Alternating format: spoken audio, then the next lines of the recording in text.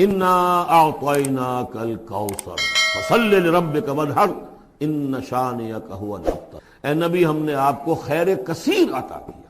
اس خیر کثیر میں یوں تو یہ کہ حوض کوثر وہ بھی اسی میں شامل ہے، لیکن یہ کہ اس پر آپ کو 25-30 قول مل جائیں گے۔ قرآن سب سے بڑا خیر کثیر، بہت بڑا خیر کثیر۔ حکمت، ومن یؤت الحکمۃ فقد اوتی خیرا کثیرا، جس کو حکمت اور دانائی دے دی گئی اس کو تو خیر کثیر دے دیا۔ تو ہم نے آپ کو وہ سب کچھ عطا کر دیا ہے اور محتاج کے ساتھ عطا کر دیا ہے، جو انسان کی انسانیت کے لیے، اس کے لیے یوں سمجھیے کہ ترہ امتیاز بن سکتے۔ فصل لربک وانحر، پس اپنے رب کے لیے نماز پڑھا کیجئے اور نحر کیجئے، اونٹ قربان کیا۔ یہ گویا کہ عید الاضحیٰ کا نقشہ آ گیا۔ فصل لربک، پہلے ہم نماز پڑھتے ہیں دوگانا عید الاضحیٰ، اور پھر جا کر ہم قربانی کرتے ہیں۔ وانحر ان شانئک هو الابتر، یقیناً آپ کا دشمن ہی ہے کہ جو دم کٹا ہو جائے گا۔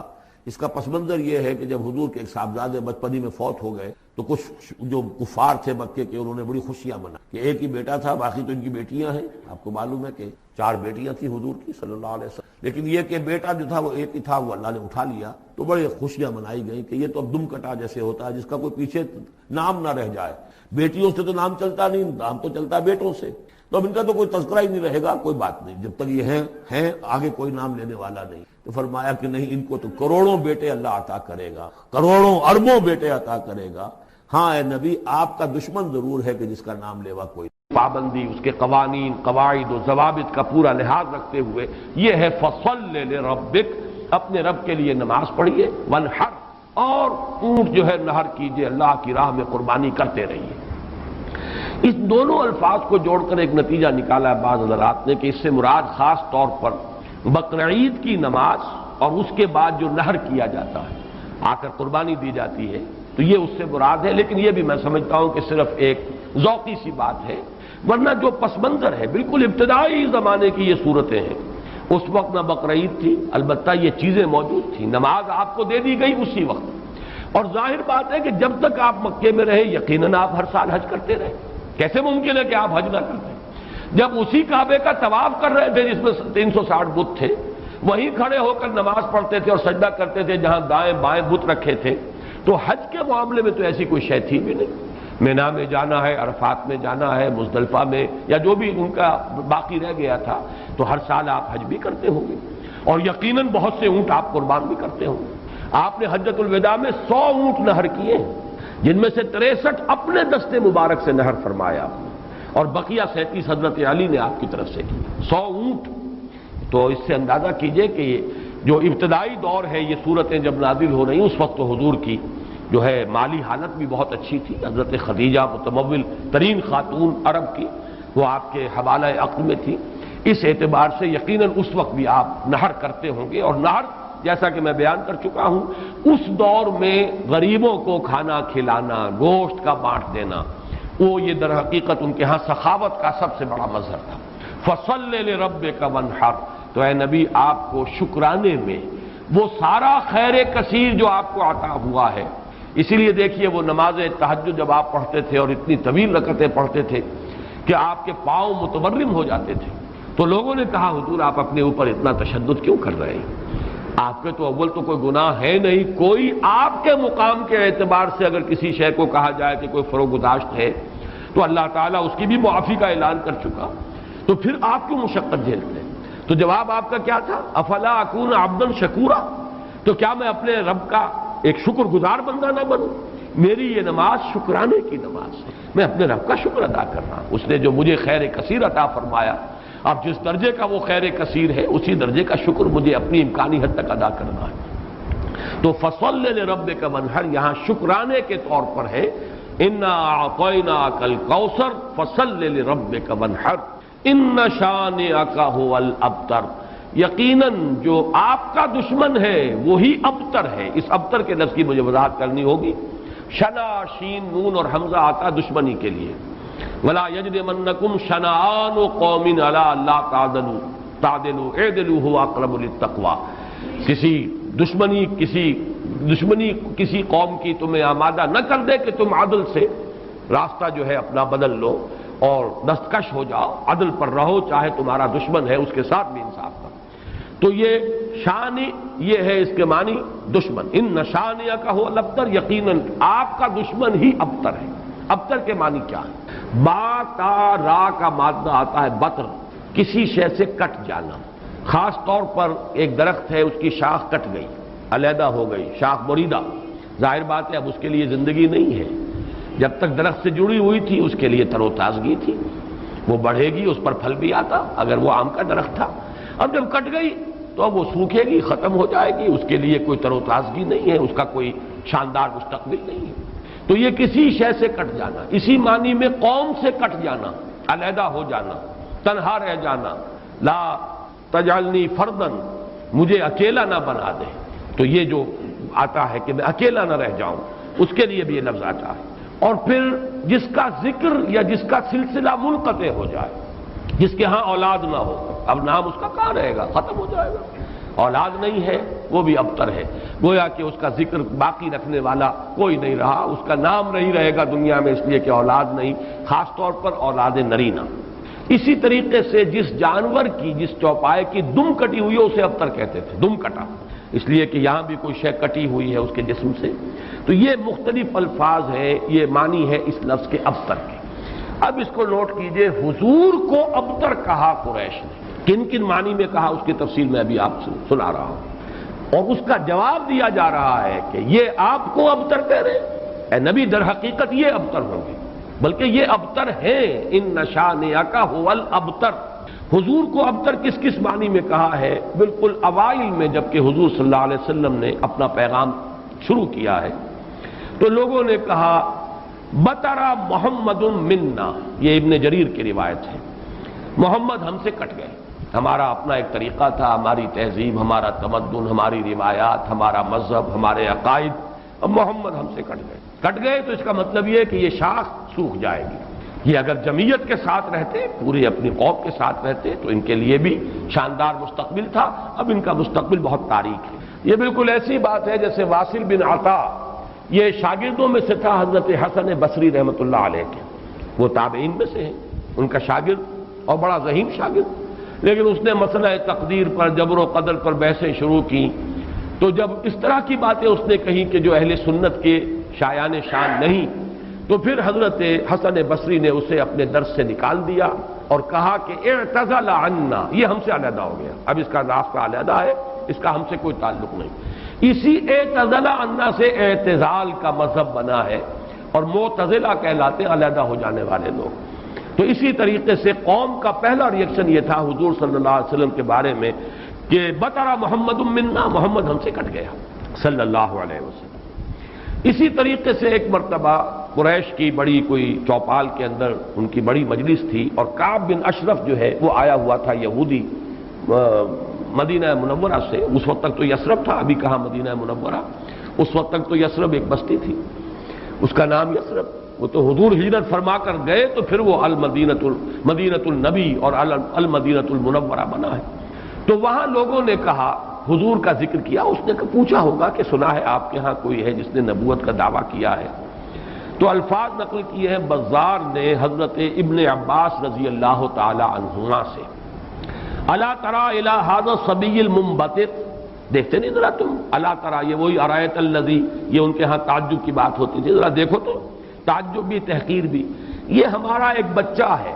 اب دیکھیے بچہ کہہ رہے ہیں، حضور اس وقت 42-43 سال کے ہوں گے، لیکن ان انداز حقارت ہے، یہ تحقیر۔ پھر یہ کہ یہ لوگ ہوں گے 60 65 70 کے، یہ بڑے چودھری بیٹھے ہوئے، تو ان کے لیے تو وہ نوجوانی کی جو عمر ہے وہ 42-43 سال، وہ بھی گویا کہ بچہ ہونے کی بات ہے۔ الا تری الی ھذا الصبی المنبتر من قومہ، جو کٹ گئے اپنی قوم سے، یزعم انہ خیر منا، اور سمجھتا یہ کہ یہ ہم سے بہتر ہے، اس کا دین ہمارے دین سے بہتر، اس کا عقیدہ توحید ہمارے عقیدہ شرک سے بہتر، وَنَحْنُ أَهْلُ الْحَجِيجِ وَأَهْلُ الصَّدَانَةِ وَأَهْلُ السِّقَايَةِ، حالانکہ ہم حاجیوں کا بندوبست کرنے والی قوم ہیں، ان کی میزبانی کرتے ہیں، انہیں پانی پلاتے ہیں۔ یہ جب الفاظ میں پڑھ رہا تھا آج تو مجھے وہ آیت یاد آئی سورہ توبہ کی، اجعلتم سقایۃ الحاج وعمارۃ المسجد الحرام کمن آمن باللہ والیوم الآخر وجاہد فی سبیل اللہ، اللہ پر ایمان لانا، یوم آخر پر ایمان لانا اور جہاد کرنا، یہ ہے اصل اعمال، یہ حاجیوں کی کوئی خدمت کر لی، پانی پلا لیا، تم نے اس کو بڑی اونچی نیکی سمجھا ہوا ہے۔ تو یہ بھی منبتر اس شخص کو کہیں گے جو کٹ گیا اپنی قوم سے۔ سب سے زیادہ تلخ انداز میں جو بات کہی گئی حضور کے بارے میں، اور ابتر کا لفظ آپ کے بارے میں استعمال ہوا، اور یہ سمجھیے کہ یہ بھی دنات اور پستی کی انتہا تھی۔ حضور کے دوسرے صاحبزادے حضرت عبداللہ کا جب انتقال ہوا، یہ ذرا نافلہ تعلق کے درجے میں نوٹ کر لیجئے کہ حضور کی صاحبزادیاں اور آپ کو 2 بیٹے، 4 بیٹیاں اللہ نے حضرت خدیجہ کے بطن سے عطا فرمائے۔ آپ کی کسی اور زوجہ سے اولاد نہیں ہوئی، صرف ایک کنیز ماریہ قبطیہ کے بطن سے حضرت ابراہیم، اور وہ مدنی دور کا آخری زمانہ ہے جبکہ آپ کو وہ اللہ نے بیٹا عطا فرمایا، وہ بھی کم سنی ہی کے اندر فوت ہو گئے حضرت ابراہیم۔ تو یہ جو ترتیب ہے حضور کی اولاد میں، سب سے بڑے تھے قاسم، اسی لیے ابو القاسم آپ کی کنیت ہے۔ اس کے بعد حضرت زینب، اس کے بعد عبداللہ، حضرت عبداللہ حضور کے دوسرے بیٹے، اور پھر 3 بیٹیاں ام کلثوم اور فاطمہ اور رقیہ رضی اللہ تعالی عنہم وعنہن، ان سب سے اللہ تعالی راضی ہو۔ یہ آپ کی اولاد ہے۔ پہلے قاسم فوت ہو گئے تو چلیے ایک بیٹا عبداللہ ابھی آپ کے پاس تھا، جس رات ان کا بھی انتقال ہو گیا اس کے بعد چرچا ہوا محمد ابتر ہو گئے۔ چنانچہ سب سے زیادہ کمینگی کا مظاہرہ جو ہے ابو لہب نے کیا، پڑوسی تھا حضور کا۔ اب بھی آپ جہاں جاتے ہیں تو حضور کا گھر اور پھر اس کے ساتھ ہی وہ ابو لہب کا گھر جو ہے، اس کے اب تو نشان باقی رہ گئے، صرف باقی اب سب ختم ہوا، بڑے بڑے محل بن گئے ہیں ان کے آس پاس، بڑی عمارتیں بن گئی ہیں۔ ابو لہب دوڑا گیا ہے اسی شب، ادھر انتقال ہوا ہے عبداللہ کا، اور وہ دوڑا ہوا گیا اور اس نے جا کے خوشخبری دی، بطر محمد اللیلہ، آج کی رات محمد کی جڑ کٹ گئی، محمد ابتر ہو گیا صلی اللہ علیہ وسلم، گویا کہ خوشخبری دے رہا۔ یہ دنات اور پستی کی انتہا ہے۔ اس کو نوٹ کر لیجئے کہ اب آگے چل کر سورۃ اللہب اب دور نہیں رہی ہے، شاید اگلے ہی درس میں ہم 3 صورتیں پڑھیں گے، سورہ کافرون، سورہ لہب اور سورۃ النصر۔ آج جیسے 2 پڑھ رہے ہیں، پچھلے درس میں بھی 2 صورتیں پڑھی تھی، اگلے درس میں 3 صورتیں پڑھیں گے انشاءاللہ العزیز۔ بدترین انسان، ارذل الخلائق جو تھا حضور کے دشمنوں میں، وہ ابو لہب تھا، قریب ترین عزیز، حضور کا سگا چچا، لیکن یہ کہ بدترین دشمن، اور دشمن بھی دشمن میں فرق ہے۔ خدا پنج انگوش یکساں نہ کر، نہ ہر زن استو، نہ ہر مرد، خدا پنج انگوش یکساں نہ کر۔ آپ کے موافقین اور مومنین بھی برابر نہیں تھے، کہاں حضرت ابو بکر رضی اللہ تعالی عنہ، کہاں اس دور کے کوئی عام صحابی، پھر آپ کے دشمن بھی برابر نہیں تھے۔ تو بدترین دشمن یہ ابو لہب ہے، اور اندازہ کیجئے اس کی دنات کا کہ بطر محمد اللیلہ، آج کی رات محمد کی جڑ کٹ گئی، ابتر ہو گئے محمد، معاذ اللہ۔ یہی لفظ کہے تھے پھر عاص ابن وائل سہمی، جو آپ کے دشمنوں میں سے، مخالفین میں سے بہت بڑا چودھری تھا، ان محمد ابتر، اب تو محمد ابتر ہو گئے، ان کی جڑ کٹ گئی۔ لا ابن لہ یقوم مقامہ بعدہ، ان کا کوئی بیٹا رہا ہی نہیں کہ جو ان کی جگہ، ان کے مقام پر، ان کی جگہ پر کھڑا ہو، جانشین بنے، ان کے مشن کو آگے لے کر چلے۔ فَإِذَا مَاتَ انقطع ذِكْرَهُ، جب محمد اب فوت ہو جائیں گے تو ان کا ذکر بھی منقطع ہو جائے گا۔ یہ وہ ابتر کا مفہوم جس کا کہ تقابل ہم کریں گے، اِنَّا وَرَفَعْنَا لَكَ ذِكْرَكَ، وہ کہہ رہے تھے کہ ذکر منقطع ہو جائے گا، اور سورۃ الانشراح میں اللہ کی طرف سے نوید آئی، وَرَفَعْنَا لَكَ ذِكْرَكَ، ہم نے تو آپ کا ذکر بہت بلند کر دیا۔ تو یہ ہے اِنَّ شَانِئَكَ هُوَ الْأَبْتَرُ، اے نبی آپ ابتر نہیں ہوں گے، آپ کو تو ہم نے خیر کثیر عطا فرمایا، آپ کا ذکر بلند کیا، آپ کی مانوی اولاد، آپ کی امت، کتنے بڑے بڑے اولیاء اللہ، صوفیاء، اہل اللہ، اتقیاء، صلحاء، مجددین، علماء، جن کے بارے میں علماء امتی کا انبیاء بنی اسرائیل، وہ سب آپ کی مانوی اولاد۔ پھر آپ کی صاحبزادی حضرت فاطمہ سے جو اولاد چلے گی، اس کا جو مقام و مرتبہ دنیا میں ہوگا، تو آپ ابتر نہیں ہیں معاذ اللہ۔ جیسے سورہ نون کے شروع میں فرمایا، نون والقلم وما یسطرون ما انت بنعمت ربک بمجنون، اور کچھ ہی دنوں کے بعد دیکھ لیں گے کہ کون مجنون تھا، محمد مجنون تھے معاذ اللہ، یا ابو جہل مجنون تھا اور پاگل ہو گیا تھا، اس کی مت ماری گئی تھی۔ فَسَتَنظُرُ وَيَنظُرُونَ بِأَيِّكُمُ الْمَفْتُونُ، یہ میں بھول رہا ہوں آیت، آپ بھی دیکھ لیں گے اور یہ بھی دیکھ لیں گے کہ کون تھا جو کہ بچل گیا تھا اور جس کی مت ماری گئی تھی۔ اسی طرح یہاں فرمایا اِنَّ شَانِئَكَ هُوَ الْأَبْتَرُ۔ درس تو مکمل ہوا، اب ذرا بعض ضمیمیں ہیں ان کا چونکہ آئندہ کے درس سے بھی تعلق ہے، اور جیسے میں نے مولانا فراہی رحمۃ اللہ علیہ کے بارے میں اپنے پچھلے درس میں کچھ عرض کیا تھا کہ اگرچہ ان کا بہت اونچا مقام ہے میری نگاہ میں، لیکن وہ سائنٹیفک ریشنلزم سر سید کی صحبت کی وجہ سے اور ان کے زیر اثر آنے کی وجہ سے کسی نہ کسی درجے میں متاثر ہو گئے تھے، جو سورہ فیل میں انہوں نے تمام جو مفسرین اور تمام معصور جو تفسیر ہے اس کو چھوڑ کر ایک علیحدہ رائے اختیار کی۔ اسی طرح چند باتیں آج میں عرض کرنا چاہتا ہوں۔ ایک تو یہ جو صورتیں اس وقت ہم پڑھ رہے ہیں، ان میں سے تقریباً تمام صورتوں کے بارے میں مکی اور مدنی ہونے کا اختلاف موجود ہے، حالانکہ اکثر و بیشتر کے نزدیک اجماع امت اور اجماع مفسرین کے نزدیک یہ ساری صورتیں جو ابھی تک ہم نے پڑھی ہیں یہ مکی ہیں، لیکن مدنی کی روایات بھی موجود ہیں۔ خاص طور پر اس سورہ مبارکہ کے بارے میں تو ایک ایسی روایت ہے جو مسلم شریف میں بھی ہے، مسند احمد میں بھی ہے، سنن ابی داؤد میں بھی ہے، سنن نسائی میں بھی ہے، اور حضرت انس رضی اللہ تعالی عنہ سے مروی ہے۔ حضرت انس حضور کے خادم خاص رہے مدنی دور میں۔ اب ظاہر بات ہے وہ واقعہ بیان کر رہے ہیں۔ وہ کہتے ہیں کہ ایک روز حضور ہمارے مابین تشریف فرما تھے اور کچھ گفتگو ہو رہی تھی، اچانک کچھ آپ کو ایک خاص اونگ کی سی کیفیت آپ پر طاری ہوئی، یعنی آپ نے آنکھیں بند کی اور اس کے بعد آپ نے آنکھیں کھولی تو آپ کے چہرے پر مسکراہٹ تھی، تبسم تھا۔ ہم نے پوچھا کس بات پر؟ آپ نے فرمایا کہ مجھ پر سورت نازل ہوئی ہے، اور پھر بسم اللہ پڑھ کر آپ نے انا اعطیناک الکوثر فصل لربک وانحر ان شانئک هو الابتر یہ سورہ مبارکہ سنائی۔ اب یہ روایت اتنی قوی ہے کہ اس کی بنا پر کچھ حضرات کی رائے ہے، اکرمہ اور مجاہد اور قتادہ، اور اس کو امام مسلم نے بھی تسلیم کیا، اور الاتقان میں امام سیوطی نے بھی اسے مدنی صورت قرار دیا، جبکہ حضرت ابن مردویہ سے یہ مروی ہے کہ ابن عباس، عائشہ اور ابن زبیر رضی اللہ تعالی عنہم یہ سب کے سب اسے مکی قرار دیتے ہیں، اور جمہور مفسرین نے اسے مکی قرار دیا ہے۔ میں نے خاص طور پر آج بات اس لیے بیان کی ہے کہ ان چھوٹی صورتوں کے بارے میں اکثر و بیشتر کے بارے میں اختلاف ہے، نمبر ایک۔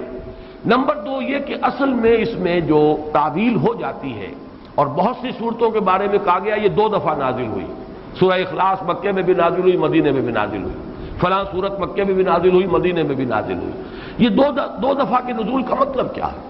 ہوتا یہ تھا کہ قرآن مجید ظاہر بات ہے کہ اس طریقے سے مصحف کی شکل میں تو موجود تھا ہی نہیں، کسی کچھ صورتیں یاد ہیں، کسی کو کچھ صورتیں یاد ہیں، ابھی پورا قرآن نازل بھی نہیں ہوا۔ یہ تو یوں سمجھیے کہ مدنی کے دور کے بھی انتہا پر جا کر پورا قرآن بنے گا، تو وہ اتنا چرچا نہیں تھا لوگوں کے مابین۔ اور وہ صورتیں کہ جو مکی دور میں نازل ہوئی تھیں، جب وہ حالات و واقعات ایسے ہوتے تھے مدنی دور میں بھی کہ جن پر ان صورتوں کے مضامین کا انطباق ہوتا تھا، تو حضور اس وقت جب پڑھتے تھے تو لوگ یہ سمجھتے تھے یہ ابھی نازل ہوئی، حالانکہ وہ اصل میں مکے کے دور میں نازل ہو چکی۔ لیکن یہ کہ جیسے کہ انطباق ایسا ہو جاتا ہے، وہ واقعہ بہت ہی مشہور ہے کہ سورہ آل عمران میں وہ آیت موجود ہے وما محمد الا رسول قد خلت من قبلہ الرسل افئن مات او قتل انقلبتم علی اعقابکم۔ لیکن جب حضور کا انتقال ہوا ہے اور حضرت عمر پر ایک جذباتی کیفیت طاری ہوئی اور تلوار کھینچ کر آپ بیٹھ گئے کہ جو کہے گا کہ محمد کا انتقال ہو گیا اس کی گردن اڑا دوں گا، پھر حضرت ابو بکر آئے، سیدھے گئے حجرہ عائشہ میں۔ حضرت عائشہ ان کی اپنی صاحبزادی ہیں، وہاں تو کوئی حجاب نہیں، پردہ نہیں، حضور کا جسد مبارک وہاں تھا اور چادر پڑی ہوئی تھی اوپر، چادر ہٹائی پیشانی پر، پیشانی مبارک پر بوسہ دیا۔ آپ نے وہاں الفاظ بھی کہے کہ اللہ آپ پر 2 موتیں جمع نہیں کہے گا، بس یہ موت تھی جو آ گئی، اب تو حیات ہی حیات اور حیات طیبہ ہے۔ باہر آ کر اب آپ نے خطبہ دیا، من کان یعبد محمدا فإن محمدا قد مات ومن کان یعبد اللہ فإن اللہ حی لا یموت۔ جو کوئی محمد کو پوجتا تھا وہ سن لے کہ محمد کا انتقال ہو گیا، اور جو کوئی پجاری تھا اللہ کا، پوجنے والا اللہ کو، وہ جان لے کہ اللہ تو زندہ ہے جس پر کبھی موت طاری نہیں ہوئی۔ پھر آیت پڑھی وما محمد الا رسول قد خلت من قبلہ الرسل۔ حضرت عمر فرماتے مجھے ایسے محسوس ہوا جیسے یہ آیت اسی وقت نازل ہوئی۔ یہ جو کیفیت ہوتی ہے کہ آیات کا جب مضامین کے اعتبار سے انطباق ہوتا تھا مدنی دور کے مختلف واقعات پر، تو صحابہ یہ سمجھ لیتے تھے بعد کہ شاید یہ صورت ابھی نازل ہوئی ہے، حالانکہ وہ صورت مکی دور کی نازل شدہ صورتوں میں سے۔ یہ میں نے خاص طور پر آج یہ ضمیمہ اپنے درس کا اس لیے بیان کر دیا ہے کہ اگلے درس میں ایک بڑی اہم بحث آئے گی سورۃ النصر کے زمانہ نزول کے بارے میں۔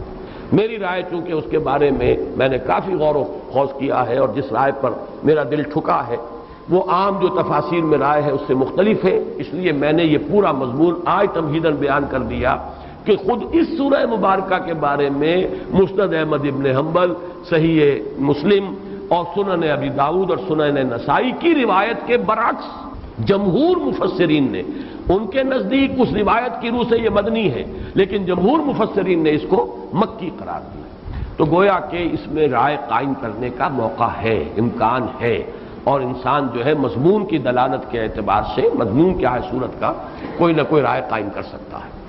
اب دوسری بات میں عرض کر رہا ہوں، آج میں نے تذکرہ کیا تھا اور وہ میں نے جیسے کہ پچھلی مرتبہ عرض کیا تھا، اب یہ مصحف کا درس، قرآن مجید کا درس مسلسل اب ختم ہوا چاہتا ہے۔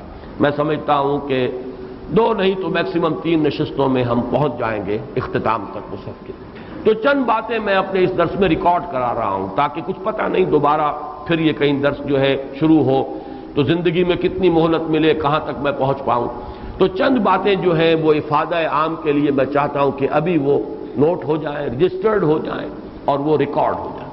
اور چونکہ میں نے اپنی 4 سورسز قرار دی، علامہ اقبال، ڈاکٹر رفیع الدین ایک سورس ہے لیکن وہ کوئی مفسرین میں سے ہے ہی نہیں، ایک فکر ہے، ان کا سوچ ہے، تعبیر کی ہے انہوں نے۔ علامہ اقبال کو میں اس دور کا سب سے بڑا ترجمان القرآن مانتا ہوں۔ عظمت قرآن کا جتنا انکشاف اس شخص پر ہوا میرے نزدیک کسی دوسرے شخص پر نہیں ہوا، یہ میرا وہ قول ہے جس کو میں کھلم کھلا کہتا ہوں، بغیر بلا خوف تردید کہتا ہوں، لیکن بہرحال مفسر نہیں، میں نہ عارف، نہ مجدد، نہ محدث، نہ فقیہ۔ اور دوسرا جو ہے وہ شیخین، شیخ الہند، شیخ الاسلام۔ شیخ الہند مولانا محمود حسن کا ترجمہ اور شیخ الاسلام مولانا شبیر احمد عثمانی کے حواشی، یہ عروۃ الوثقیٰ ہے جس کو میں نے مضبوطی سے تھاما ہے۔ سلف کے ساتھ میرا رشتہ اس حدیث اور اس ترجمے اور تفسیر کے حوالے سے قائم ہے، اسلاف کے ساتھ میں جڑا ہوا ہوں، یہ عروۃ الوثقیٰ اس کی وضاحت میں کر چکا ہوں۔ لیکن استفادہ زیادہ جو میں نے کیا ہے وہ دوسرے 2 شعبے ہیں، مولانا فراہی اور ان کے شاگرد مولانا اصلاحی، مولانا ابوالکلام آزاد اور ان کے مانوی جانشین مولانا سید ابوالعلا مودودی۔ ان میں سے 2 حضرات کے ساتھ میری طویل ایسوسیشن رہی ہے، جماعت اسلامی کے ساتھ، مولانا مودودی کے ساتھ، پھر مولانا اصلاحی صاحب کے ساتھ اس سے بھی طویل۔ اس پہلو سے میں ان دونوں کے مابین جو بھی کوئی ربط اور تعلق ہے یا جہاں جہاں مجھے اختلاف ہوتا ہے میں اس کو خاص طور پر بیان کر دیتا ہوں، وہ کسی قد کی وجہ سے نہیں ہے بلکہ اس لیے کہ چونکہ میں نے ان سے بہت کچھ فیض حاصل کیا، لہذا جہاں مجھے ان کی کسی رائے سے اختلاف ہے اسے میں نوٹ کروا دیتا ہوں تاکہ وہاں میری رائے جو ہے یہ نہ سمجھی جائے کہ میری رائے بھی وہی ہے جو مولانا مودودی کی ہے یا مولانا اصلاحی کی ہے۔ بہرحال اس وقت جو بات مجھے نوٹ کرانی ہے وہ یہ ہے، کیونکہ میں نے آج کہا تھا کہ تفسیر سورہ کوثر کا جب میں نے تقابلی مطالعہ کیا، مولانا اصلاحی صاحب نے تو کچھ بھی نہیں لکھا اور کوئی اس پر محنت نہیں کی، کوئی حق ادا نہیں۔ مولانا فراہی کی کچھ چیزیں نقل کی جیسے سورہ فیل میں نقل کی ہیں، اسی طریقے سے سورہ کوثر میں نقل کر لی، لیکن یہ کہ مولانا مودودی نے تفہیم میں واقعہ یہ کہ حق ادا کیا ہے، بڑی محنت کی، ساری معلومات جمع کر دی۔ البتہ ان دونوں میں جو ایک فرق و تفاوت ہے اس کے اعتبار سے 2 پوائنٹ نوٹ کر لیں۔ مجھ سے بہت سے لوگ مشورہ مانگتے ہیں کہ آپ کون سی تفسیر ریکمنڈ کرتے ہیں، تو میں ہمیشہ یہ کہا کرتا ہوں کہ مولانا مودودی کی تفہیم اگر صرف آپ پڑھتے ہیں تو حواشی جو ہے شیخ الہند کے اور شیخ الاسلام کا ترجمہ اور حواشی وہ ضرور شامل کر لیجیے۔ تدبر قرآن پڑھتے ہیں تو اس کے ساتھ بھی اس کو ضرور شامل کیجیے۔ اس کی کیا وجہ ہے؟ یہ دونوں تفسیریں چاہے تفہیم القرآن ہو چاہے تدبر قرآن ہو، دین کا جو باطنی پہلو ہے، تصوف کی جو چاشنی ہے، اس سے یہ دونوں تفسیریں بالکل خالی ہیں، قائل ہی نہیں۔ جب قائل نہیں تو ادھر ان کی توجہ نہیں ہوئی، ان حقائق پر نگاہ نہیں گئی۔ موتی ہیں بکھرے ہوئے ہیں لیکن یہ کہ آپ کی توجہ نہیں ہے، آپ کو نظر نہیں آگے کہ موتی بکھرے ہوئے ہیں۔ مولانا مودودی کا بھی وہ مزاج نہیں، مولانا اصلاحی صاحب کا بھی وہ مزاج نہیں، بلکہ مولانا اصلاحی صاحب زیادہ ہی سخت ہے۔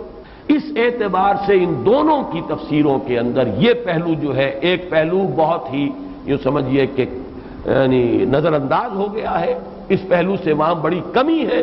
اس کمی کو پورا کرنے کے لیے حرکی پہلو تفہیم القرآن میں ہے، تدبر قرآن مجید کے اپنے اسالیب، زبان کی بحث، ادب کے حوالے سے، اور نظم القرآن، قرآن کا نظم، سورتوں کا، آیات کا، یہ مولانا اصلاحی صاحب کا خاصہ ہے۔ لیکن دونوں چونکہ اس سے خالی ہے، معنوی اور وہ جو روحانی مباحث ہے، تصوف کے موضوعات ہیں، لہذا اس کو تو شامل کرنا چاہیے ہر صورت، یعنی شیخ الہند کا ترجمہ اور مولانا شبیر احمد عثمانی کے حواشی۔ اصولی طور پر یہ بات ثابت ہے کہ حضور پر جادو ہوا، اور جادو کا کچھ اثر بھی آپ پر ظاہر ہوا، اور اس کے ازالے کے لیے یہ صورتیں نازل کی گئیں۔ اس پہلو سے بھی یہ ثابت ہو جاتا ہے، اس لیے کہ جادو کا جو قصہ ہے نبی اکرم صلی اللہ علیہ وسلم پر، وہ میں آپ کے سامنے اس وقت اجمالاً بیان کر دیتا ہوں۔ یہ ہماری تفسیروں میں بڑی تفصیل کے ساتھ موجود ہے، بلکہ مولانا مودودی نے تو تمام روایات کو جمع کر کے اس کا ایک پورا مربوط جو ہے تسلسل کے ساتھ پورا ایک واقعہ مرتب کر کے اپنی کتاب میں تفہیم میں درج کر دیا ہے۔ یہ واقعہ ہے صلح حدیبیہ کے بعد کا۔ صلح حدیبیہ کے بعد جیسا کہ آپ کو معلوم ہے کہ نبی اکرم صلی اللہ علیہ وسلم چونکہ مشرکین عرب کی طرف سے فارغ ہو گئے، اور یکسو ہو کر اب آپ نے یہود خیبر میں جو آباد تھے، اور جو لوگ یہاں سے گئے تھے مدینے سے، وہ بھی وہیں جا کر آباد ہو گئے تھے، اور وہ اسلام کی مخالفت کا ایک بہت بڑا مرکز بن گیا۔ تو صلح حدیبیہ کے بعد آپ نے ادھر کا رخ کیا، یہ تو تاریخاً ثابت ہے، اور اس کے بعد خیبر فتح ہوا۔ لیکن معلوم ہوتا ہے کہ یہود کو، خیبر کے یہود کو پہلے سے اندازہ ہو گیا تھا کہ اب یہ رخ ہماری طرف ہوگا، اب یکسو ہو گئے محمد صلی اللہ علیہ وسلم، تو اپنی پوری طاقت کے ساتھ وہ ہمارے اوپر حملہ آور ہو سکتے ہیں۔ تو انہوں نے گویا کہ پیش بندی کے طور پر یہ کوشش کی کہ ان کا ایک وفد آیا مدینے میں، اور یہ لبید ابن عاصم ایک شخص تھا بنی زریق کا، جو انصار ہی کا ایک قبیلہ ہے بنی زریق، ان میں ایک شخص لبید ابن عاصم منافق تھا، یا یہ کہ کم سے کم یہودیوں کا حلیف تھا۔ انہوں نے آ کر یہود کے وفد نے ان سے کہا کہ ہم نے تو اپنا سا زور لگا لیا محمد کی مخالفت اور ان کا راستہ روکنے کے لیے صلی اللہ علیہ وسلم، ہم ناکام ہو چکے، اب تم کوئی آخری کوشش کرو، تم بہت بڑے جادوگر ہو، بہت ہی ماہر ساحر ہو، تو تم کوئی کوشش کرو اور سحر کرو محمد پر صلی اللہ علیہ وسلم۔ اور 3 اشرفیاں پیش کی۔ اشرفی اس زمانے میں ایک بڑی شے کہ یہ ہدیہ بھی حاضر ہے، اب تم کوئی زور لگاؤ۔ اس نے پھر خدمات حاصل کی ایک یہودی لڑکے کی، جو حضور کے ہاں اس وقت بطور خادم کام کرتا تھا۔ اس نے کہیں سے حضور کی کنگھی کے 2-3 دندانے جو ہیں وہ توڑے، اور اس میں آپ کے منہ مبارک بھی تھے، جیسے کنگھی کے اندر آپ کو معلوم ہے بال جو ہیں وہ کہیں اڑ جایا کرتے ہیں آخر میں، تو وہ لے کر اس کے پاس گیا، اس پر اس نے جادو کیا۔ اس کا میں بعد میں عرض کروں گا کہ یہ جادو کا یہ معاملہ جو ہے اس حوالے سے کہ یہ کیا ضرورت ہے کہ بال ہوں اور اس کے حوالے سے جادو کیا جائے، اس کی بھی آج کے اعتبار سے بعض حضرات شاید سمجھتے ہوں کہ یہ بالکل بے تکی باتیں ہیں، لیکن اب جہاں تک سائنس پہنچ چکی ہے، ان تمام باتوں کی توجیہ اب بالکل سمجھ میں آنے والی ہے، اس لیے کہ یہ کسی شخص کا، اس کے جسم کا ایک حصہ، بال بھی انسان کے جسم میں سے اگ رہے ہیں، اس میں بھی جو سیلز ہیں ان میں جینز ہیں، اور ہر شخص کے کچھ جینز ہیں جس کے حوالے سے اس کی شخصیت کا تشخص ہے، اس کی انفرادیت ہے، وہ ان جینز کے حوالے سے، ان کے واسطے سے اس شخص کے ساتھ ربط قائم کرنا، جو بھی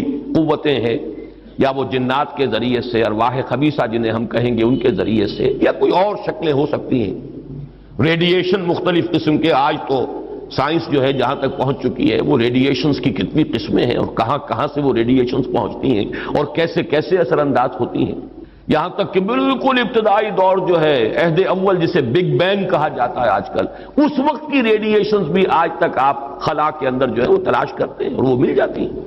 اس پہلو سے، ان چیزوں کے ذریعے سے، لیکن یہ کہ شخص معین تک اس بات کو پہنچانے کے لیے غالباً اس کے وجود کا کوئی حصہ، اور ظاہر بات ہے کہ ہر شخص کے بال اس کے وجود کا ایک جز ہے، اسی میں سے وہ برآمد ہوئے، بہرحال اس پر وہ جادو کیا گیا، اور وہ کوئی تانت یا کوئی شے تھی جس میں گرہیں لگائی گئیں، 11 گرہیں اس میں تھی، پتلا سا بنایا گیا، اور پتلے میں پھر وہ سوئیاں چبوئی گئیں، اور پھر ایک کنویں میں زروان یا زو اروان یا زی اروان اس کنویں کا نام تھا، وہاں جا کر کسی پتھر کے نیچے، اس کے تہ میں پتھر کے نیچے وہ دبا دیا گیا، اس کے اثرات حضور پر ظاہر۔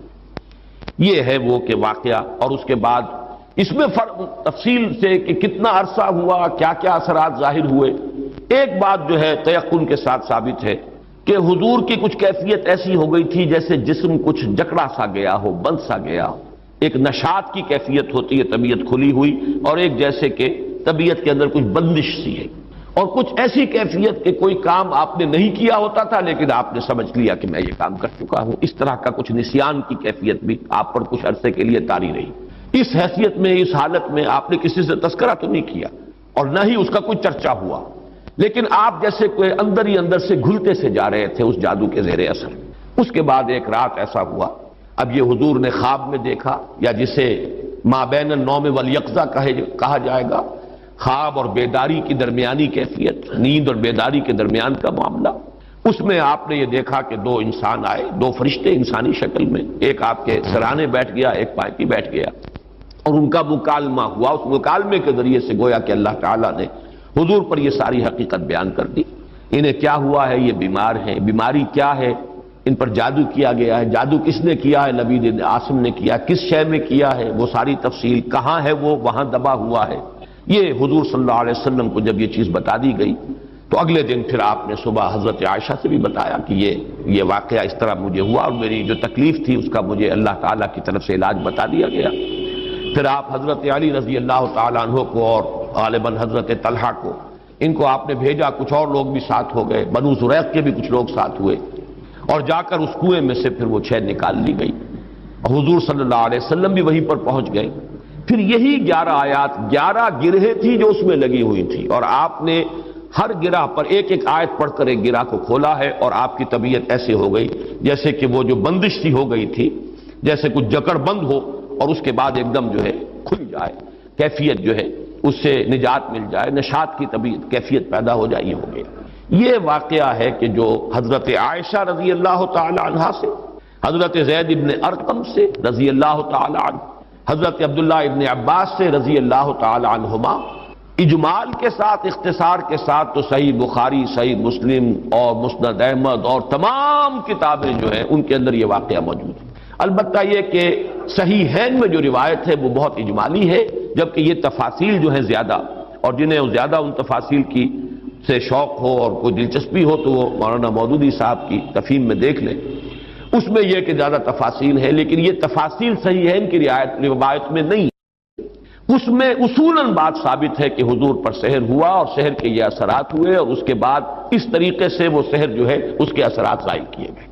ایک تواتر کے ساتھ جو ہمیں روایت ملتی ہے کہ یہ حضور صلی اللہ علیہ وسلم پر جب سحر ہوا ہے اس وقت یہ صورتیں نازل ہوئی ہیں، اور حضرت جبرائیل علیہ السلام نے یہ تلقین فرمائی کہ ان آیات کے ذریعے سے آپ اس سحر کے اثر کو زائل کریں، چونکہ ان میں ایک آیت موجود بھی ہے وَمِن شَرِّ النَّفَّاثَاتِ فِي الْعُقَدِ، تو اس کے حوالے سے اس میں ایک ربط بھی قائم ہوتا ہے، وَمِن شَرِّ النَّفَّاثَاتِ فِي الْعُقَدِ، اور پھونک مارنے والیوں کی شر سے کہ جو گرہوں پر، عقدوں پر پھونک مارتی ہیں۔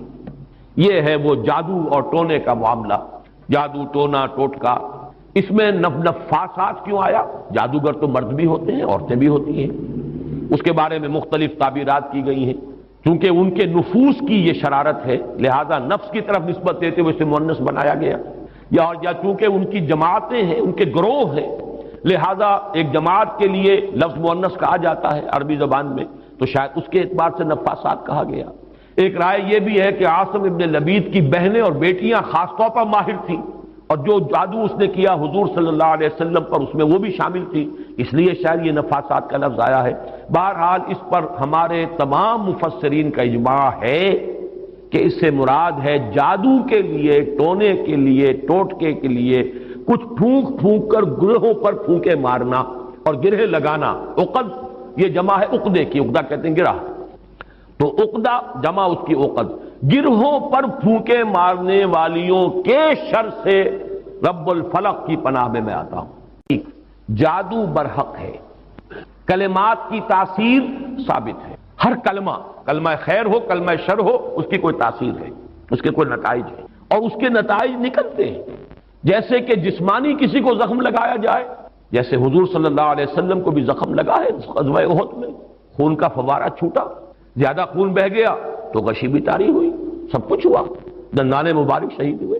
جیسے جسم اطہر پر یہ اثرات جو ہیں خارجی حملوں اور خارجی جو زخم لگے ہیں ان کے ظاہر ہوئے، اسی طرح یہ مانوی قسم کا جو حملہ تھا اس کا بھی نبی اکرم صلی اللہ علیہ وسلم پر اثر ہوا ہے۔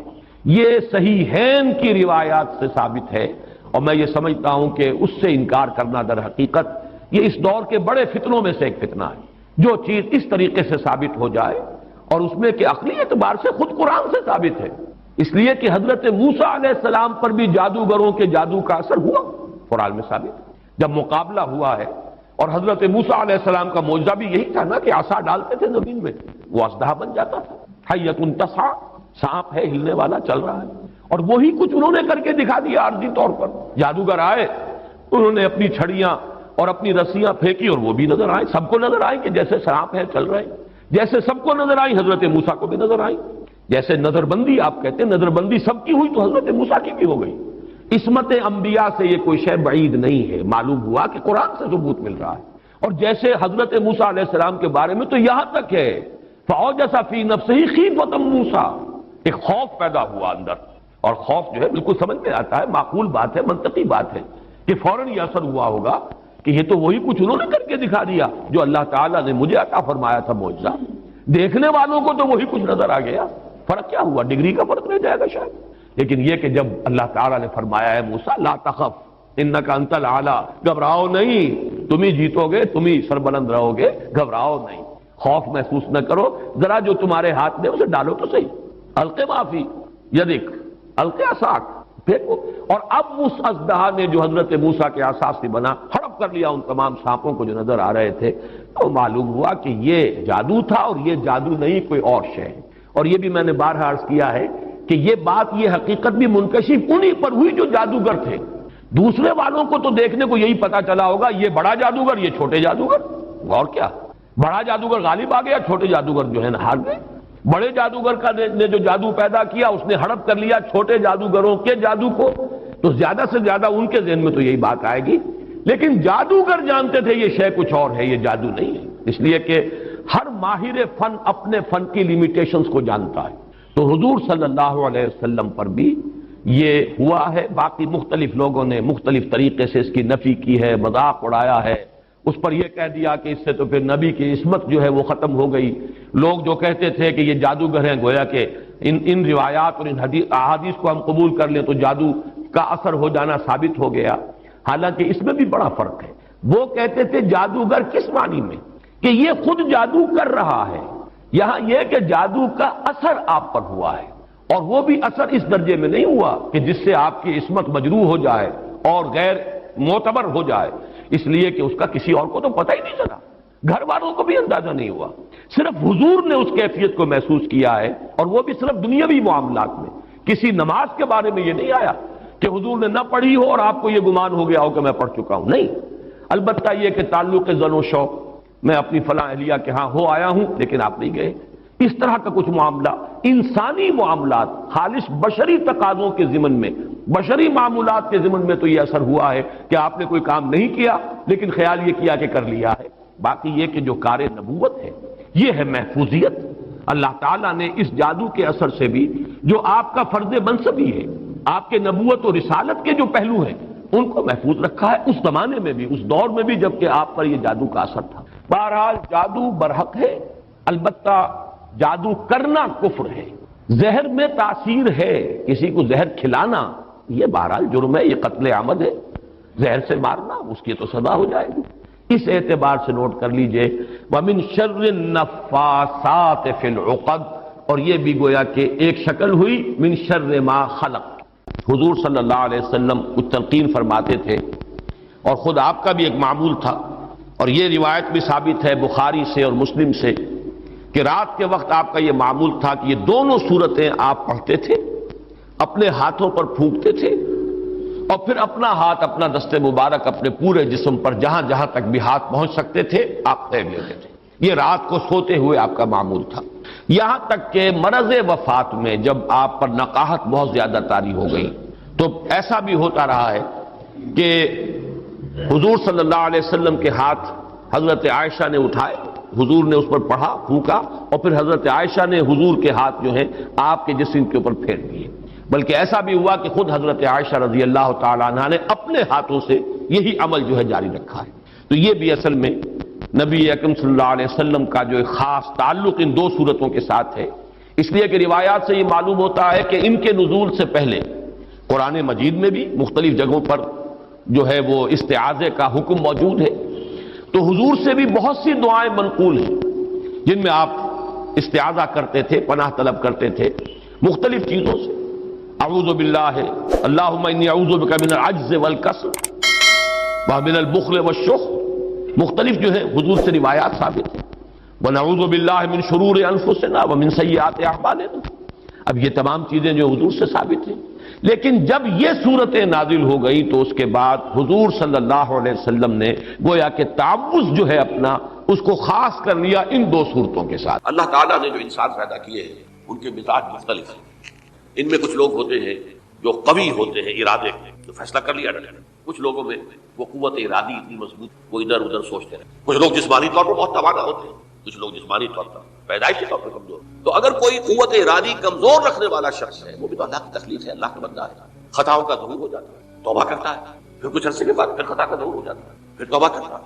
تو ہم تو یہ سمجھیں گے کہ ایک حد کے بعد پھر اس کی توبہ قبول نہیں ہوئی. لیکن حدیث ہوئی وعن ابی ہریرہ رضی اللہ تعالی عنہ قال قال رسول اللہ صلی اللہ علیہ وسلم ان عبدا اذنب ذنبا، یقیناً ایک بندہ جو ہے وہ ایک گناہ کرتا ہے. فقال، پھر وہ کہتا ہے رب، اے میرے پروردگار، اذنبت فاغفر، مجھ سے گناہ ہو گیا ہے مجھے معاف. فقال ربہ، تو پروردگار یہ کہتا ہے اعلم عبدی ان له ربا یغفر الذنب ویأخذ به، میرا یہ بندہ یہ جانتا ہے کہ اس کا ایک رب ہے جو گناہ معاف بھی کر سکتا ہے اور سزا دے بھی سکتا ہے. کیا معنی؟ گناہ اس نے کیا ہے لیکن جانتا ہے اللہ کہ وہ معاف بھی فرما سکتا ہے، تبھی تو وہ اللہ سے معافی کی درخواست کر رہا ہے. اس کے اس جاننے کی بنیاد پر، اس کے اس علم کی بنیاد پر، اس کے اس ایمان کی بنیاد پر فرمایا غفرت لعبدی، میں نے اپنے بندے کو معاف کر دیا. ثم مکث ماشاء اللہ، پھر وقت گزرا جتنا کہ اللہ نے چاہا. ثم اذنب ذنبا، پھر اس سے گناہ ہو گیا. فقال رب اذنبت ذنبا فاغفر، پھر کہتا ہے پروردگار مجھ سے گناہ ہو گیا، پھر مجھے معاف فرما دے.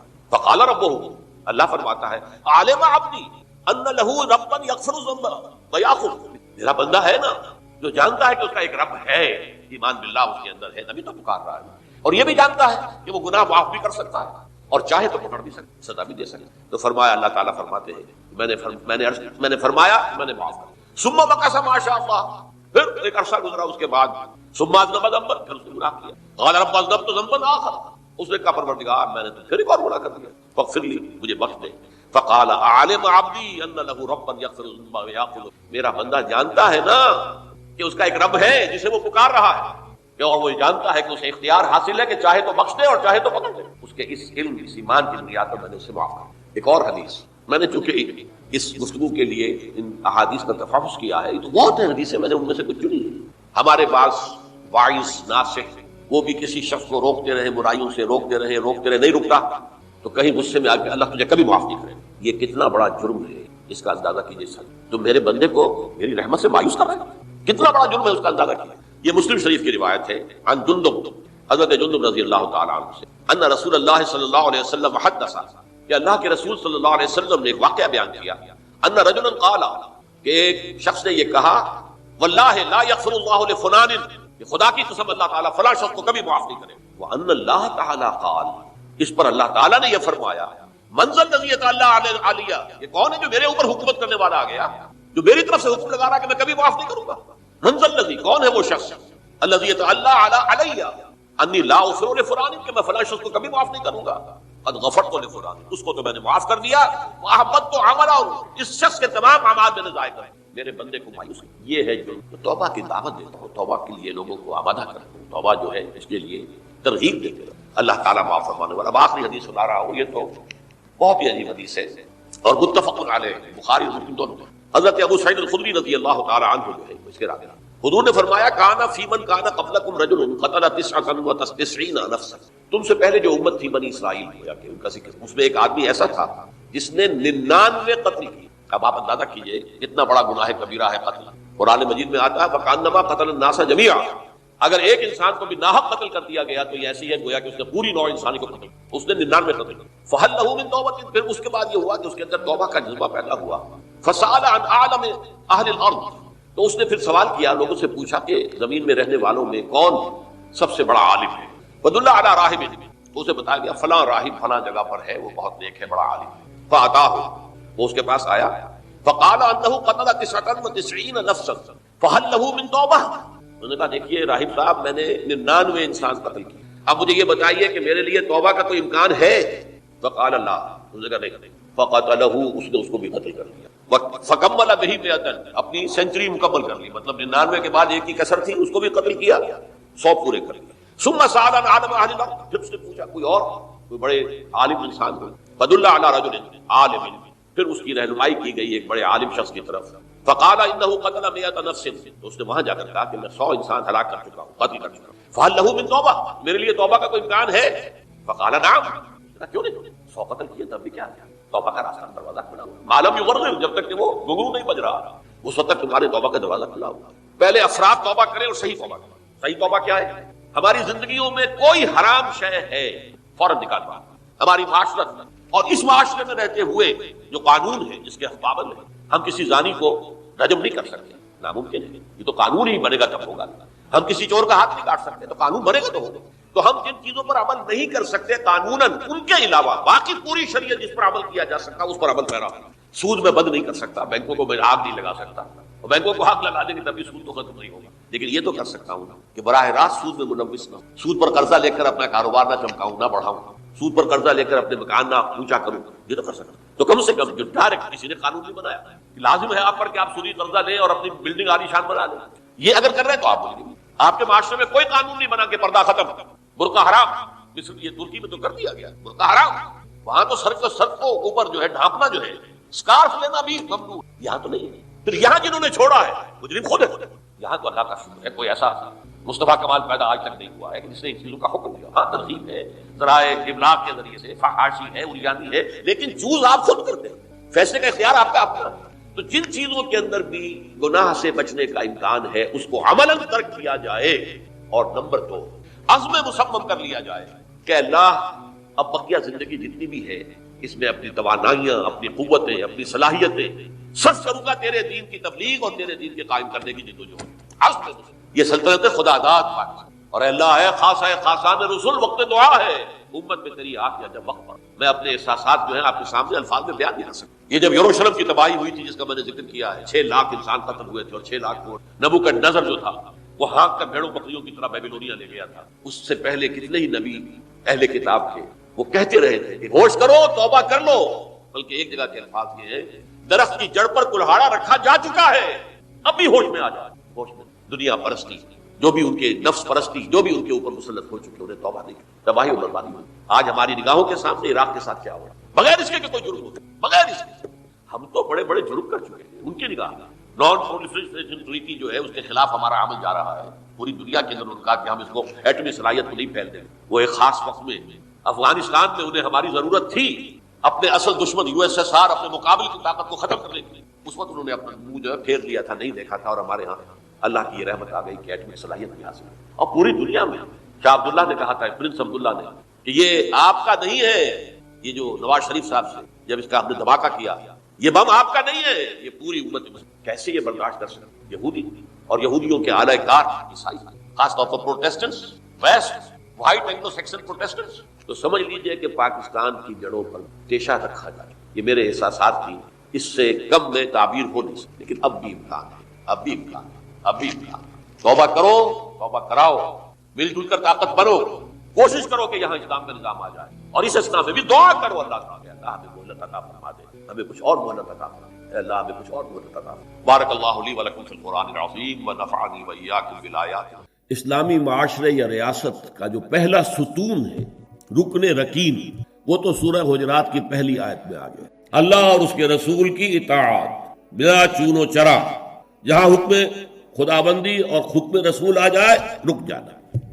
کوئی قانون قاعدہ، کوئی اللہ کی کتاب اور رسول کی سنت کے منافی نہ ہو. لیکن یہ دستوری اور قانونی بنیاد ہے. ملی زندگی، حیات ملی میں ایک اور ضرورت بھی ہو، اس لیے کہ انسان میں جذبات بھی. مختلف افراد کو جوڑنے کے لیے ایک سیمنٹ سبسٹنس چاہیے، اور وہ جذباتی. کسی شخصیت کے ساتھ جذباتی لگاؤ، کسی قومی ہیرو کے ساتھ محبت، یہ باندھتی ہے ایک دوسرے. ان کے نقش قدم پر چلنے کی کوشش، انہیں امیٹیٹ کرنا، گاندھی کا انداز اختیار کرنا، نہرو کیپ اختیار کر لینا، جناح کیپ اختیار کر لینا، نہرو کٹ واسکٹ پہننا، ماؤ زیتون کا جیکٹ پہننا، سب کیا ہے؟ پھر 50 گز اونچے مجسمے گاندھی کے بنانا، ماؤ زیتون کے بنانا، اسٹالن کے بنانا، کس لیے؟ تاکہ عظیم شخصیت کی چھاپ پڑ جائے لوگوں کے اوپر، ان کے جذبات جو ہیں ان میں ایک شخصیت سے محبت، ایک شخصیت سے عقیدت رچ بس جائے اور یہ انہیں جوڑ دے آپس۔ یہ ایک ضرورت ہے، اسی لیے میں نے آپ کو یہ ساری مثالیں بتائیں۔ کیوں بتائیں؟ یہاں تک کہ اگر کوئی ہیرو نہ ہو تو ہیرو بنانا پڑتا ہے تاکہ اس ہیرو کی ہیرو ورشپ، تو ورشپ کا لفظ تو بہرحال ہمارے لیے درست نہیں ہے، لیکن اس ہیرو سے محبت، اس کے اتباع کا جذبہ، اس کا احترام، اس کا ادب، یہ در حقیقت انسانی ثقافت اور تہذیب کی بنیاد بنتی ہے۔ اسلامی معاشرے میں وہ شخصیت جو ہے کوئی مصنوعی بنانے کی ضرورت نہیں ہے، وہ دل آویز شخصیت ہے محمد الرسول اللہ صلی اللہ علیہ وسلم۔ ان کی محبت، اللہ کی محبت کے بعد رسول کی محبت، اور پھر ساری محبتیں ان کے تابع۔ حضور نے فرمایا لا یؤمن احدکم حتی اکون احب الیہ من والدہ وولدہ والناس اجمعین، تم میں سے کوئی شخص مومن نہیں ہو سکتا جب تک کہ میں اسے اس کے والدین سے، اس کے بیٹوں سے اور تمام انسانوں سے بڑھ کر محبوب نہ ہو جاؤں۔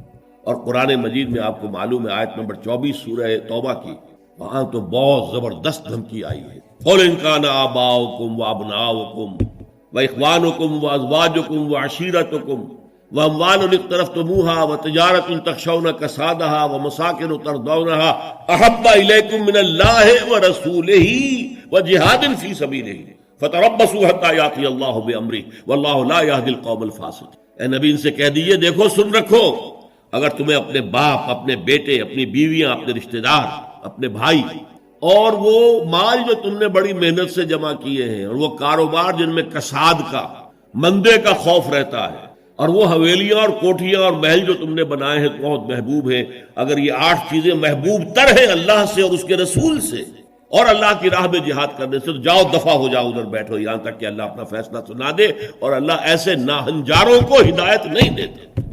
تو یہ ہے در حقیقت دوسری شخصیت، مسلمانوں کو جذباتی طور پر ایک دوسرے قریب۔ جب میرا بھی ایک جذباتی تعلق حضور کے ساتھ ہوگا، آپ کا بھی ہوگا، تو ہمارا یہ حضور کے ساتھ تعلق ہمیں بھی قریب لائے گا ایک دوسرے، ان کی محبت کے رشتے میں ہم بندھ جائیں گے آپس۔ اور اگر حضور کی شخصیت کے ساتھ کوئی گستاخانہ طرز عمل اختیار کر لیا جائے، ان کی بات کی پرواہ نہ کی جائے، تو پھر ظاہر بات ہے کہ اسلامی معاشرہ جو ہے وہ منتشر ہو جائے گا۔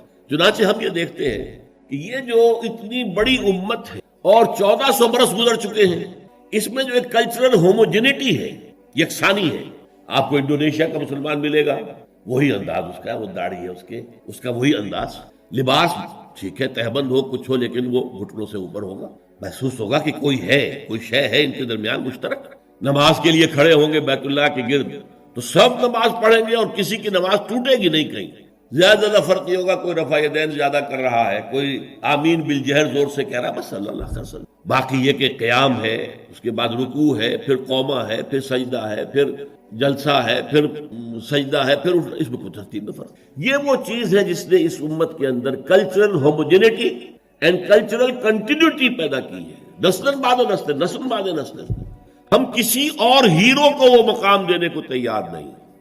اقبال نے بہت خوبصورت شعر کہا ہے، یہ زائرین حریم مغرب 1000 رہبر بنے ہمارے، ہمیں بھلا ان سے واسطہ کیا جو تجھ سے نہ آشنا رہے۔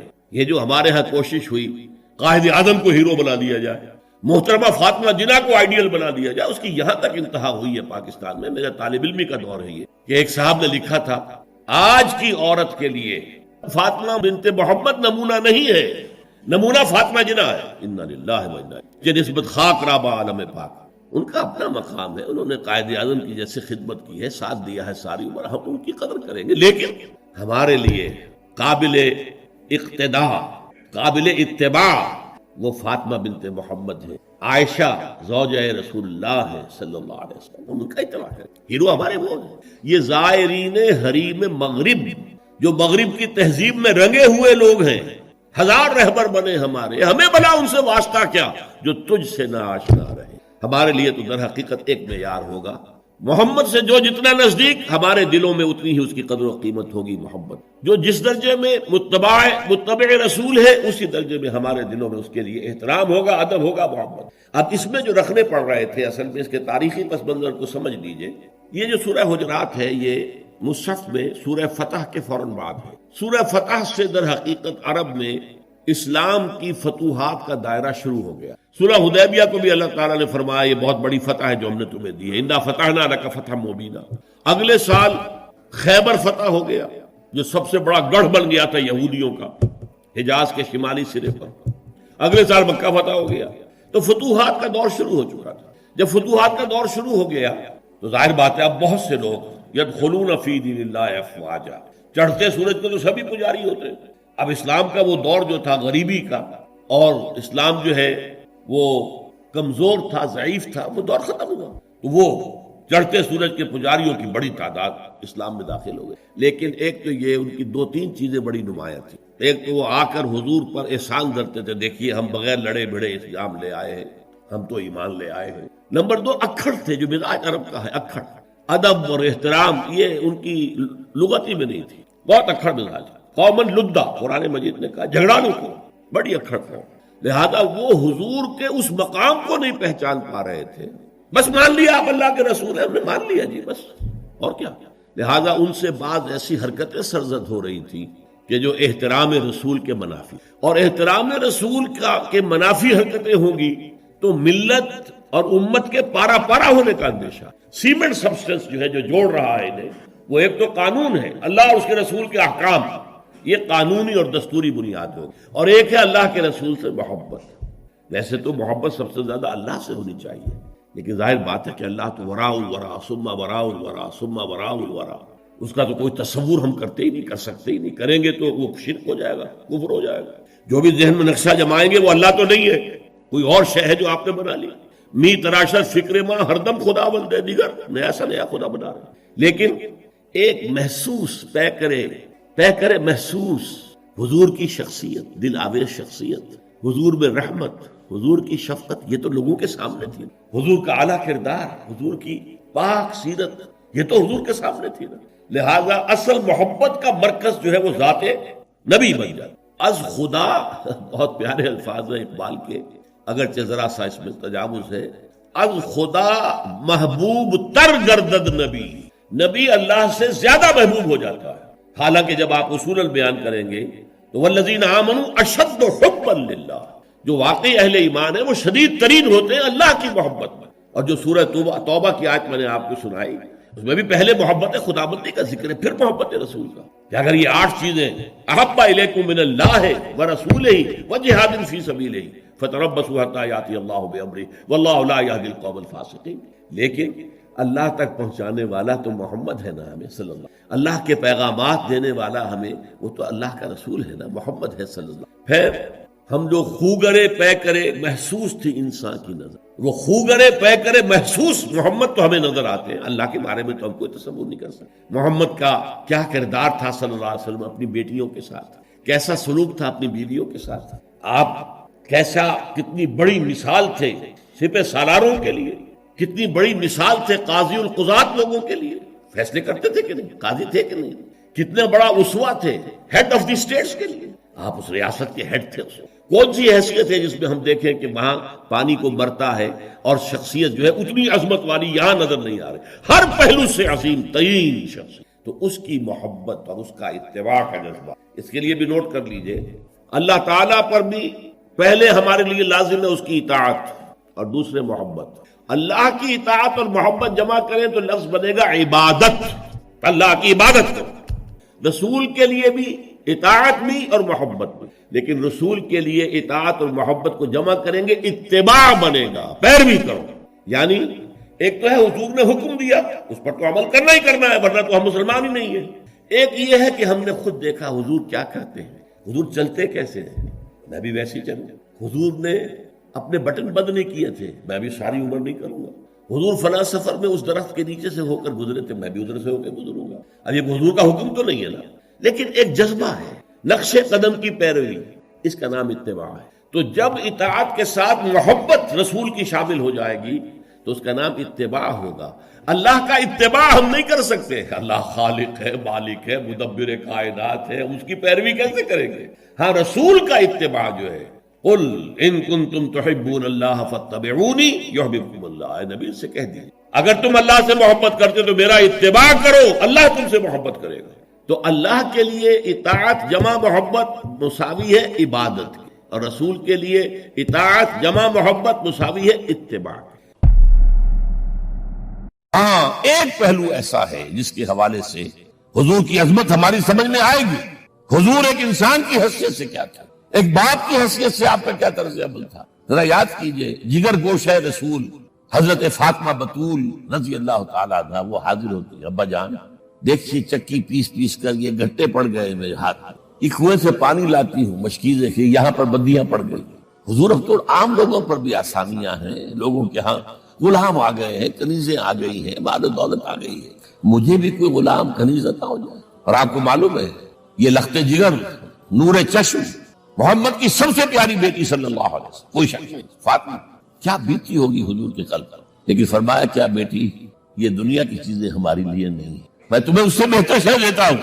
تسبیح فاطمہ ہر نماز کے بعد 33 مرتبہ سبحان اللہ، 33 مرتبہ الحمدللہ، 33 مرتبہ اللہ اکبر کہہ لیا گیا۔ لیکن سوچ لیجئے دل پر کیا گزری ہوگی صلی اللہ علیہ وسلم۔ حضرت عائشہ سے پوچھئے، حضرت خدیجہ سے پوچھئے، حضور کیسے شوق تھے، آپ سے زیادہ خواتین کے حق میں نرم، گھر کے کام کا جھاڑو دے رہے ہیں، کپڑے جو ہے بوسیدہ انہیں سی رہے، گھر میں بیٹھے ہوئے یہ کام کرتے ہیں۔ بہرحال ایک بات میں آپ سے عرض کروں، آپ انسان کی جس حیثیت کا بھی ذہن میں تصور کریں گے وہ ساری حیثیتیں محمد میں موجود ہیں صلی اللہ علیہ وسلم۔ محمد حاکم کی حیثیت سے بھی، محمد سب سالار کی حیثیت سے بھی، محمد قاضی القضات بھی ہیں، محمد ہیڈ آف اسٹیٹ بھی ہیں، محمد بیویوں والے بھی ہیں، اولاد والے بھی ہیں، محمد 5 وقتہ امام بھی ہیں، جمعہ کے خطیب بھی ہیں، مدرس قرآن بھی ہیں، مربی بھی ہیں، مزکی بھی ہیں، اور ہر میدان میں بلند ترین مقام۔ کوئی ایسی جامع شخصیت ملے گی؟ ہمارے ہاں تو حال یہ ہے کہ جو خطیب صاحب ہوتے ہیں وہ 5 وقتہ نماز کیسے پڑھا سکتے ہیں؟ ان کا تو اونچا مقام ہے، 5 وقتہ نماز کے لیے تو رہنا چاہیے امام آپ کو، اور وہاں بھی ایک امام سینئر ہوگا وہ عشاء مغرب اور فجر پڑھائے گا، ایک جونیئر ہوگا بیچارہ وہ جو خاموش نماز ہے وہ پڑھائے گا۔ 5 وقتہ نماز پڑھا رہے ہیں محمد صلی اللہ علیہ وسلم، اور خطیب بھی وہی ہے، مربی بھی وہی ہے، مزکی بھی وہی ہے۔ ہمارے ہاں جو لوگ تزکیہ نفس کے میدان میں ہیں وہ پھر جماعت کبھی نہیں کراتے، کبھی نہیں دیکھا ہوگا آپ نے کسی صاحب کو کراتے۔ یہ جامعیت کبریٰ۔ پہلی بات تو یہ نوٹ کیجئے، حضور انتہائی غیور انسان تھے، انتہائی غیور۔ یہ کہا جاتا ہے کہ اگر حضور گھوڑے اس میں سوار ہوتے تھے اونٹ پر اور آپ کا کوڑا نیچے گر گیا تو آپ یہ کسی سے نہیں کہتے تھے کہ ذرا یہ میرا کوڑا مجھے پکڑا دینا، یہ بھی گوارا نہیں تھا۔ آپ اونٹ بٹھا کر نیچے اتر کر اپنا کوڑا خود اٹھاتا، کسی سے اپنے ذاتی کام کے لیے کوئی مدد مانگنا امکان ہی نہیں۔ بلکہ ایک واقعہ تو وہ ہے جب بھی میں تذکرہ کرتا ہوں میری آنکھوں میں آنسو آ جائے، یہ ہجرت کے وقت کا واقعہ ہے۔ آپ کو معلوم ہے حضور نے تمام مسلمانوں کو مکے سے جانے کی اجازت دی، چلے جاؤ مدینے، چلے جاؤ مدینے، آپ خود تھے موجود، اس لیے کہ رسول اپنے مقام کو نہیں چھوڑ سکتا وداؤٹ ایکسپریس پرمیشن فرام اللہ سبحانہ و تعالی۔ اب حضرت ابوبکر پوچھ رہے ہیں حضور اجازت آ گئی؟ نہیں آئی، آ گئی نہیں آئی، دن گزر رہے ہیں۔ حضرت عائشہ کی روایت ہے کہ ایک روز ہم نے دیکھا دوپہر کے وقت آ رہے ہیں حضور، کپڑے سے اپنا سر جو ہے ڈھانپا ہوا ہے۔ عرب میں دوپہر کے وقت وزٹ کرنا جو ہے یہ ان کے خلاف دستور ہے، ان کی تہذیب کے خلاف، یہ قیلولے کا وقت ہوتا۔ تو حیران ہوئے، آتے ہی فرمایا ابوبکر ہجرت کی اجازت ہو گئی۔ اب انتہائی خوشی سے اور بڑی امید میں کہ بڑی شاباش ملے گی، حضرت ابوبکر فرماتے عرض کرتے ہیں حضور میں نے 2 اونٹیاں تیار کر رکھی ہیں، خوب کھلا پلا کے انہیں فرما کیا ہوا ہے، یہ ہجرت بھی ہمارے کام آئے گی۔ حضور تھوڑا سا توقع فرماتے ہیں، پھر کہتے ہیں اچھا ٹھیک ہے، ایک میں استعمال کروں گا لیکن میں اس کی قیمت ادا کروں گا۔ حضرت ابوبکر رو پڑے، حضور مجھ سے یہ مغایرت، سائے کے طرح آپ کے ساتھ رہنے والا، اس سے یہ مغایرت، ذرا سے اشارے پر اپنی کم سن بیٹی پیش کر دی نکاح کے اندر، اس سے یہ مغایرت رو۔ لیکن حضور کی اپنی غیرت تھی، میں قیمت دوں۔ اب بتائیے مدد کا لیے درکار تھی؟ مدد تھی ان کے مشن کے لیے۔ مشن 2 حصوں میں تھا، اس کو جانیے، آج کچھ علمی باتیں آ رہی ہیں۔ حضور کے مشن کے 2 حصے، ایک ابتدائی جو تمام انبیاء اور رسول کا تھا، ایک تکمیلی جو صرف محمد کا تھا صلی اللہ علیہ وسلم۔ ابتدائی کیا ہے؟ اللہ کی طرف دعوت، تبلیغ، جو دعوت قبول کر لے ان کے لیے بشارت، بشیر کہ تمہارے لیے آخرت میں جنت ہے، نعمتیں ہیں، رد کر دے ان کے لیے نذیر، خبردار کرنے والے، جہنم کے لیے تیاری کر لیں، داعی اللہ، اللہ کی طرف بلانے والے، سراجا منیرا، روشنی کے چراغ، یہ حیثیتیں مشترک ہیں تمام انبیاء کی. تمام انبیاء بشیر بھی تھے، نذیر بھی تھے، داعی بھی تھے، سراج منیر بھی تھے، اگرچہ ان تمام حیثیتوں میں بھی حضور کا سب سے اونچا مقام علیحدہ نمایاں ہے، لیکن حیثیت بنیادی طور پر مشترک ہے. ایک حیثیت تکمیلی، اور وہ کیا ہے؟ اے نبی، جو دین آپ کو دیا گیا ہے صرف تبلیغ نہیں، صرف تعلیم نہیں، اس کو قائم کر کے دکھاؤ نظام زندگی کی حیثیت. 3 مرتبہ قرآن میں یہ الفاظ حضور کے لیے آئے ہیں، هو الذی ارسل رسولہ بالہدی ودین الحق لیظہرہ علی الدین کلہ. 3 دفعہ سورہ توبہ میں یہ الفاظ آئے، سورہ صف میں یہ الفاظ آئے، سورہ فتح میں یہ الفاظ آئے. وہی اللہ جس نے بھیجا ہے اپنے رسول کو صلی اللہ علیہ وسلم، الہدا قرآن حکیم، ہدایت کاملہ، اور نمبر 2 دین حق. یہ 2 چیزیں دے کر بھیجا، کس لیے؟ تاکہ اس دین کو غالب کرے پورے نظام زندگی پر. یہ معاملہ ذرا سوچئے، اور یہ حضور کے لیے 3 دفعہ، اور کسی اور نبی کے لیے 1 دفعہ بھی نہیں. قرآن مجید کے اس نقطے کو ذہن نشین کر